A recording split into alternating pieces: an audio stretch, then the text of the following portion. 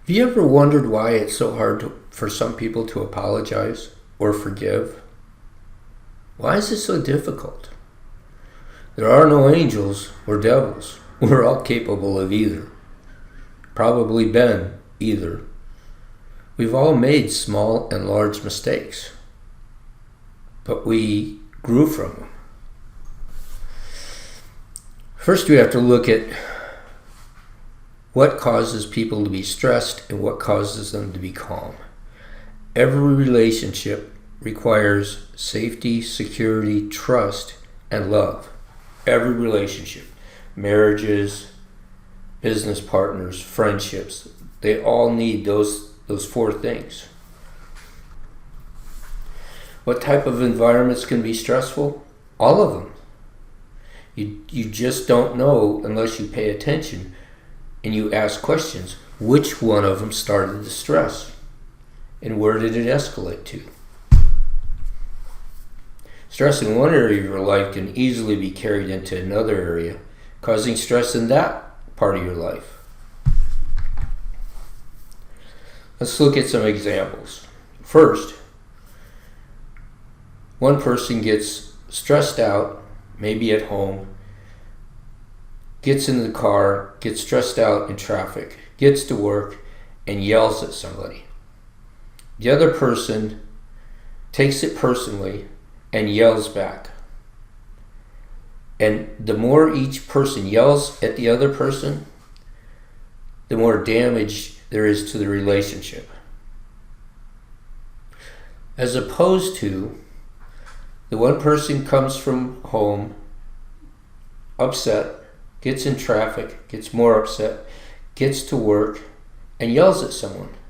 And the person they yell at stands there calmly and listens, clearly listens to what the person's saying, and waits until they run out of gas, which they will. They're angry, and that's exhausting. Once they run out of gas, they can say, "I can't imagine how that must have made you feel. I am so sorry. Is there anything I can do?" Now usually they'll snap and say no, and they'll start yelling again. That's okay, just stand there and wait. When they run out of gas, you can say, "I'm sorry you're having such a stressful morning. Why don't you touch base with me later today?" And you walk away. So what happens in a stressful situation? Let me give you some examples. One situation, the sales rep went into a lab and I was with him, I think at MIT in Boston, into one of the research labs, medical research labs. Walked up very proudly to the lab manager and introduced himself and told her what company he was from, and she started yelling at him. I mean, blasting him. Something didn't show up on time or didn't show up at all. I was trying to listen to hear, but she was blasting him. And the sales rep freaked out and got behind me. So I stood there and paid attention, so she knew I was listening until she ran out of gas. And then I looked at her and I said, "I am so sorry. I can't imagine what this must have been like for you. If there's anything ever I can do in the future, you let me know. I understand you don't want to see us right now and you don't want to talk to us right now. I get it. If that ever changes, here's my card. Give me a call." And we left. If we would have said, "It's not our fault," she would have blasted us. "Yes, it is." If I'd have said, "I understand just what you're going through. I get it." "No, you don't. You don't work here. You don't know my manager." And it escalates. You threw gas on the fire. Instead, you just say, "I am so sorry. I can't imagine what this must have been like for you to go through this, and I am really sorry. I know you probably don't want to see us right now or talk to us, but if that changes, here's my card. Just let me know. If we can resolve this issue, we will try. But we'll wait to hear from you." And we left. About 2-3 hours later, we were in the lobby of this medical research building, and she came running up to me and said, John, I'm so sorry, I really want to apologize. I said, you don't have to apologize. I could see you were stressed. He said, yeah, I know, but I shouldn't have acted like that. Let's work this out. I'm sorry I snapped at you. And so we worked on her issue and got it resolved. She became one of my best friends. Even though I worked at the home office, she would call me. And I remember when I was a sales rep, anytime I could calm down an irate customer, they became my best customers. I'll give you another example. We walked into a medical research lab, another one, different sales rep. I think this was in Boston or in San Francisco. And the sales rep's introducing themselves in the product, and I was watching the lab manager. I could see the stress in his face, the tension in his body. And I stopped the sales rep. I said, excuse me. I looked at the lab manager. I said, it looks to me like you're having a tough day and you've got some issues that you've got to resolve. Would it help if we reschedule? The lab manager looked at me and says, oh my God, it would so much, John. Thank you very much. And when the sales rep did come back, he got the order without, it was almost like the guy was waiting to sign when he walked in the door, but he was so appreciative that we read the situation and allowed him to get to what he had to take care of that was causing him stress. Another situation. I was giving a presentation on turnarounds and answering questions with bankruptcy lawyers in New York City. And there must have been 18 of them, 20 of them. When I got there, everybody was sitting around the table but the managing partner. So I sat down, and somebody walked up to me after a few minutes and said, John, the managing partner's car broke down on a bridge. He's going to be late. She just whispered it in my ear. I said, okay, thank you.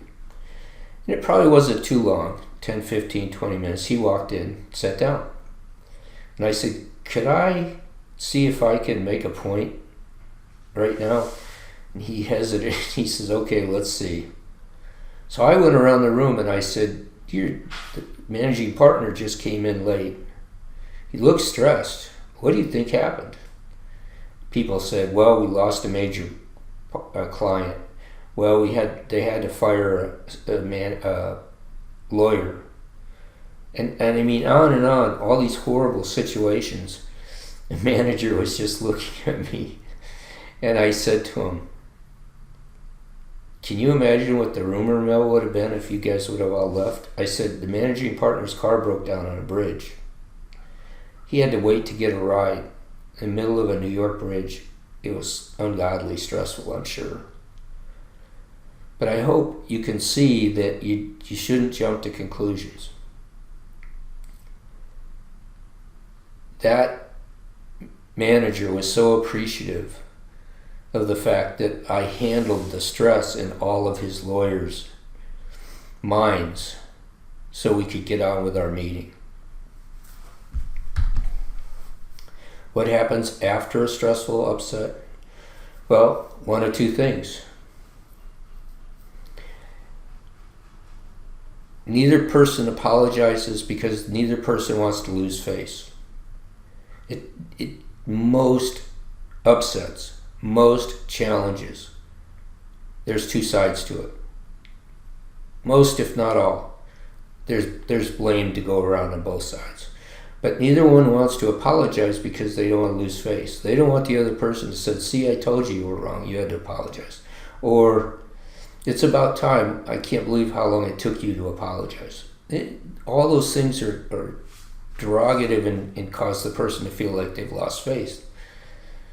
So neither one of them do, and the longer this goes on, the loss of relationship, loss of a customer, it could be serious. Just because two people couldn't figure out how to not lose face. Now let's look at another situation. The one person, the more mature person, says to the other person, you know what, I'm really sorry. I don't remember what happened, but I'm sure there was blame to go around. I want to apologize. I'd like to see if we can put this behind us. And the other person usually looks at him and says, no, I'm going to apologize. I'm sure I had something to do with it too. I'm sorry. And they start to rebuild their relationship. Neither one of them lost face. So, but one of them had to be the mature person to start it. The key is not taking anything personally, especially when somebody's having an amygdala hijack or an emotional upset. That's their body memory, their primitive memory, blasting you, and they'll say anything they can think of because they're angry. You can't take it personally. They're not rational right now. They're not thinking. They're in a high stress state. Their frontal cortex isn't even engaged. Which one of these people would you want as a friend in a marriage, family, jobs, community? Obviously the one that was the bigger man, and the other person that said, no, I apologize too. Because those are the people that will stop a relationship from going downhill or being lost. Emotional intelligence is learned. It's a developed skill. Anyone can master it if they practice it. I teach classes on this, and I have for 30 years. But you have to have an environment where people feel safe, they feel secure, they feel trusted, and they feel cared about, loved. And if you have that, you're less likely to have stress. And if they do get stressed out, maybe from something at home or something at work, you sit there and listen and don't say a word. And then when they're all done, I can't imagine how that must have felt. I'm so sorry. So, I hope that helped. This is a very stressful time for our country. 2007 was another situation, not that much different than this one. People were losing their jobs. People were losing their homes. People were losing their lives. People were losing their families. Very stressful situation. And I hope this gives you a way to handle that stress so we can minimize the damage to ourselves, to our family, to our friends, to our workers, our teammates. I hope you have a great day. I hope you see lots of bright, shiny eyes looking back at you.